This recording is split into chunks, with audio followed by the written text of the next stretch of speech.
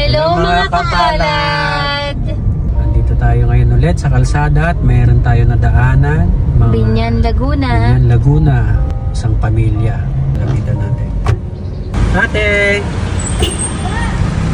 Ano po tinda mo, ate? Ano po tinda nyo? Isahan po. Magkano po yan isa? Ano po, 100 po. Ilang piraso po yan? 25. 25. Kanina pa po kayo nagtitinda? Opo. Nakarami naman na po tayo. Wala pa nga po eh. Ilan ang anak mo, ate? 5. 5 po. Ilan taon po sila? Yun, magsasampu. Ay, 10 na pala itong October. Okay. Tapos yung bunso po? Ayan, 2. 2 po yung bunso. 2 taon.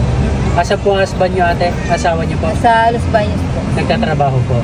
Ito po pagka... Sinusustentohan niya po yung mga anak niyo? Bihira po.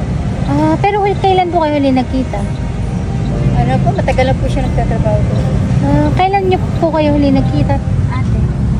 Ano lang, 2 taon na. Matagal na rin. Yung tinitinda nyo pong pamuna sa ate, ano po yun? Na nakakaraos naman po. Diyan ako nakuha ng ano, yung mga pang araw-araw namin. Tapos yung pag-ano sa eskwelahan. Tapos, ano po ulit yung pangalan niya, ate? Michelle. Ate Michelle. Ilan taon na po kayo, ate? 39.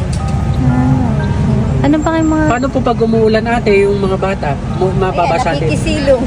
Pero may bahay naman po kayo sa Binyan. Inyo na po yun. Hindi pa.